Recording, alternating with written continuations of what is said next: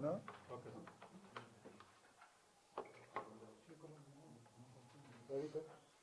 ఓం నమో వెంకటేశాయ. ఈరోజు చాలా దురదృష్టకరమైనటువంటి వార్త విన్నాం. ఇది జరగరానిది జరిగింది. ఇప్పుడే ముఖ్యమంత్రి శ్రీ చంద్రబాబు నాయుడు గారు టెలికాన్ఫరెన్స్ పెట్టారు. అందులో ఆయన ఈ అధికారుల మీద తీవ్ర అసంతృప్తి వ్యక్తం చేశారు. ఇలాంటివి జరగటం దురదృష్టకరం అని చెప్పి ముఖ్యమంత్రి గారు చెప్పడం జరిగింది.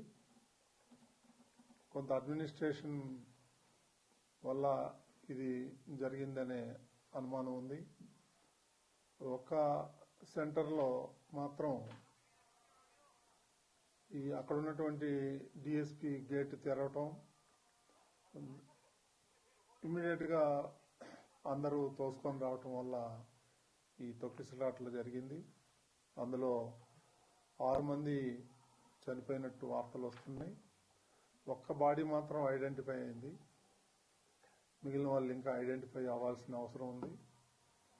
అదేవిధంగా రేపు ముఖ్యమంత్రి గారు 11:45కి తిరుపతి వస్తున్నారు.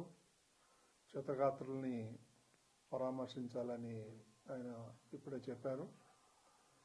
కాబట్టి ఇలాంటి సంఘటనలు ఇంకా జరగకుండా చూడాలని ముఖ్యమంత్రి చాలా తీవ్రంగా స్పందించారు.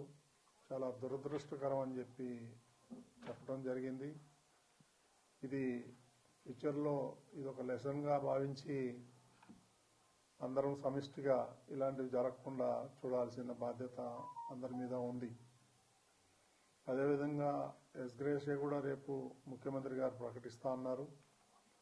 ఇక అక్కడ పరిస్థితి ఎలా ఉందో కూడా ఎప్పటికప్పుడు ముఖ్యమంత్రి గారు తెలుసుకుంటున్నారు.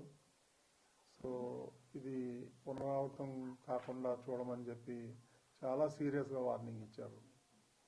సో ఇప్పటికీ ఇంతకన్నా మనం చెప్పాల్సిందేం లేదు. చాలా దురదృష్టకరం. రేపులే ఎల్లుండి పండగ ఉంది. సో మొన్న రోజు జరగటం చాలా బాధేస్తుంది. ఇలాంటివి జరగకుండా ఉండాల్సింది, కానీ దురదృష్టవశాత్తు ఇది జరిగింది. దాన్ని మనం ఏం చేయలేం. దైవ నిర్ణయం. మనం ఖండించటం తప్ప, వాళ్ళకి ఏదైనా సాయం చేయటం తప్ప మనం చేయాల్సిందేమీ లేదు.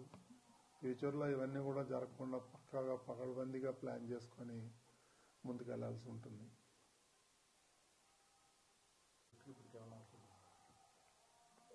ఈ దుర్ఘటన ఎందువల్ల చోటు చేసుకుంది? తోపలాట 3 చోట్ల తోపలాట జరిగింది.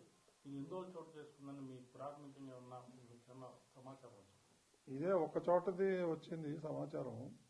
ఒక లేడీ ఏదో అనీజీగా సిక్ అయితే అమ్మాయిని హాస్పిటల్కి తీసుకెళ్ళటానికి ఆ గేట్ తీశారు. ఆ గేట్ తీసినప్పుడు జనం అంతా కూడా ఒకటేసారి రావటంతో తొక్కిసలాట జరిగింది ఒక ప్లేస్లో. మిగిలిన 2 ప్లేస్లో ఇన్ఫర్మేషన్ రావాల్సి ఉంది. అంత అధికారులు ఉన్నారు అక్కడ. కలెక్టర్ ఉన్నారు, ఈఓ ఉన్నారు, అందరూ ఉన్నారు అక్కడ, ఎస్పీ ఉన్నారు. ఇప్పుడే అందరూ సీఎం ఆఫీస్ కానీ డీజీపీ కానీ వీళ్ళందరూ కూడా టెలికాన్ఫరెన్స్లో మాట్లాడటం జరిగింది. చూడాలా ఇంకా ఫర్దర్గా ఏం జరగబోతుంది అనేది వేచి చూడాల్సింది. అధికారుల మీద చాలా తీవ్రంగా ఆగ్రహం వ్యక్తం చేశారు. అడ్మినిస్ట్రేషన్ ఇలా కాదు, పకడ్బందీగా ఇవన్నీ